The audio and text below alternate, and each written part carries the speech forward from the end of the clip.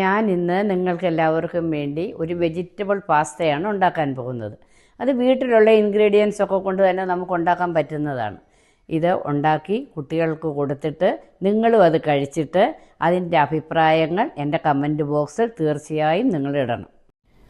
Pasta, broccoli, capsicum, baby corn, butter, പാല്, മൈദ, ഉപ്പ്, cheese, oregano, chilli flakes, കുരുമുളക് പൊടി. ഒരു പാത്രം എടുത്ത് അതിൽ കുറച്ച് വെള്ളമിട്ട് തിളപ്പിക്കാം. തിളപ്പിച്ചിട്ട് നമ്മൾ കുറച്ച് പാസ്ത അതിനകത്തോട്ട് ഇടണം. പാസ്ത ഇട്ടതിന് ശേഷം അതിനകത്തോട്ട് ശകലം ഉപ്പിടണം. ഉപ്പിട്ട് അതിനോടൊപ്പം തന്നെ കുറച്ച് ഒരു 2 സ്പൂൺ എണ്ണയും കൂടി ഒഴിക്കണം. അത് ഒട്ടിപ്പിടിക്കാതിരിക്കാൻ വേണ്ടിയാണ് എണ്ണ ഒഴിക്കുന്നത്. എന്നിട്ട് ഇളക്കിയിട്ട് നമുക്ക് അത് അടച്ചു വയ്ക്കും. ഒന്ന് തിളക്കിയിട്ട് നല്ലപോലെ തിളക്കിയിട്ടത് അത് തിളച്ച് ഒരു 10 മിനിറ്റ് അതൊന്ന് വേവണം.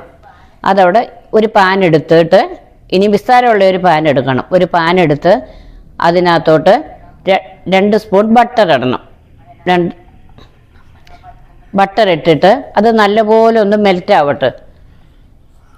നല്ലപോലെ ഒന്ന് മെൽറ്റായി കഴിയുമ്പം അതിലേക്ക് നമുക്ക്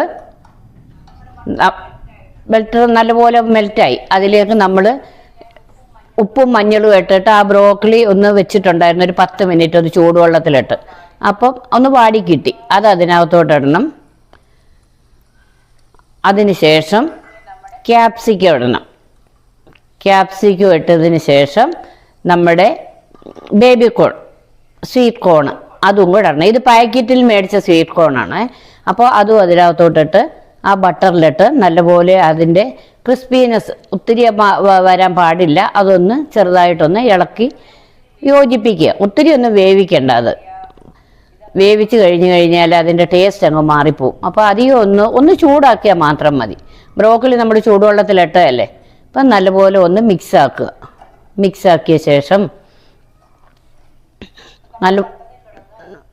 നല്ലപോലെ ഒന്ന് മിക്സ് ആവട്ടെ. അത് മിക്സ് ആക്കിയിട്ട് നമ്മളത് വേഗം ഒരു പാത്രത്തിലേക്ക് അത് മാറ്റി വയ്ക്കാം.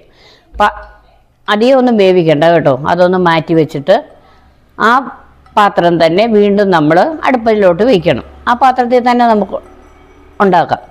ആ പാത്രം തന്നെ അടുപ്പിൽ വെച്ചിട്ട് അതിലോട്ട് വീണ്ടും കുറച്ച് ബട്ടർ ഇടണം.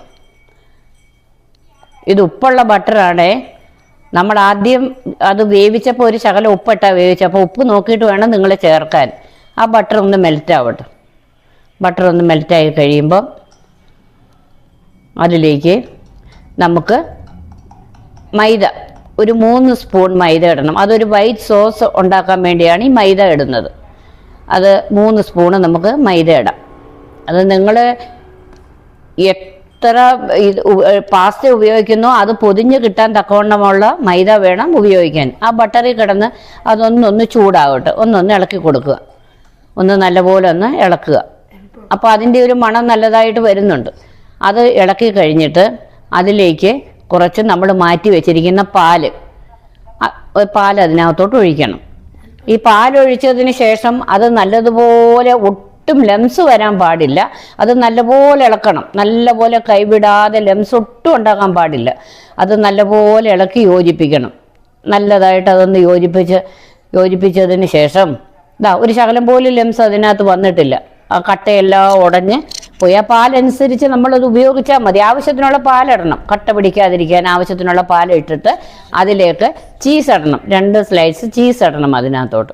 ചീസ് എത്രയും ഇടുന്നോ അത്രയും ടേസ്റ്റാണ്. ഞാനിപ്പോൾ ഒരു 2 സ്ലൈസ് ഇടുന്നുണ്ട്. അത് ഇട്ടിട്ട് അത് നല്ലപോലെ ഇളക്കണം. നല്ലപോലെ ചൂടാവട്ടെ. ചൂടാകുമ്പോൾ അതങ്ങ് മെൽറ്റ് ആവുമല്ലോ. അത് മെൽറ്റായി കഴിഞ്ഞ് അതിലേക്ക് നമ്മൾ ഒരു ശകലം കുരുമുളക് പൊടി, നല്ല മുളക് പൊടി അതിനകത്തോട്ട് ഇടണം. ആവശ്യാനുസരണം എരിവിനനുസരിച്ച് ഇടണം. പിന്നെ ശകലം ചില്ലി ഫ്ലേക്സ് ഇടണം. ചില്ലി ഫ്ലേക്സ് നിങ്ങളുടെ ആവശ്യത്തിനൊക്കെ വേണം അതൊക്കെ ചേർക്കാനുള്ളത്. ചില്ലി ഫ്ലേക്സ് ഇട്ടതിന് ശേഷം അതിന് ശേഷം അതിനകത്തോട്ട് ഒറിഗാനോ ഇടണം. ഒറിഗാനോയും കൂടെ ഇട്ടിട്ട് നല്ലപോലെ മിക്സ് ിനകത്ത് എല്ലാം വരുന്നത് ആ കളർ കണ്ടില്ലേ, നല്ല കളർ വരുന്നുണ്ട്, റെഡ് ചില്ലി ഫ്ലേക്സിൻ്റെ വരുന്നുണ്ട്, നല്ല മുളക് പൊടിയുടെ വരുന്നുണ്ട്, പാല് വരുന്നുണ്ട്. ഇനി നമ്മൾ ഇടുന്ന വെജിറ്റബിൾസും കൂടെ ഇടുമ്പോൾ പല കളറാണ്. നോക്കിയാൽ മഞ്ഞ, പച്ച, വെള്ള, എന്തെല്ലാം കളറുണ്ട് അതിനകത്ത്. കുട്ടികൾക്കൊക്കെ ഇഷ്ടപ്പെടത്തില്ല. അതുകൂടെ ഇട്ടിട്ട് പാസ്തയും കൂടെ ഇടണം. ആ പാസ്ത വേവിച്ചിട്ട് ശകലം വെള്ളം ഒഴിച്ച് അതൊന്ന് ഉടച്ച്, പച്ചവെള്ളത്തിൽ ഉടച്ച് അതിൻ്റെ അതങ്ങ് മാറ്റി ഊറ്റാൻ വെച്ചിരിക്കുകയായിരുന്നേ. അത് നല്ലപോലെ ആ പാസ്തയും കൂടെ ഇട്ടിട്ട് ഇതെല്ലാം കൂടെ ഒന്ന് നമുക്ക് മിക്സ് ആക്കിയിട്ട് നമ്മുടെ പാസ്ത റെഡിയായി. ഇന്നത്തെ നിങ്ങൾക്കൊരുക്കി തരുന്ന എൻ്റെ വിഭവം ഈ പാസ്തയാണ്. ഞാൻ വളരെ സ്നേഹത്തോടെ ഉണ്ടാക്കിയ പാസ്ത. എല്ലാവരും ഇത് കഴിച്ചിട്ട് അഭിപ്രായം പറയണം കേട്ടോ.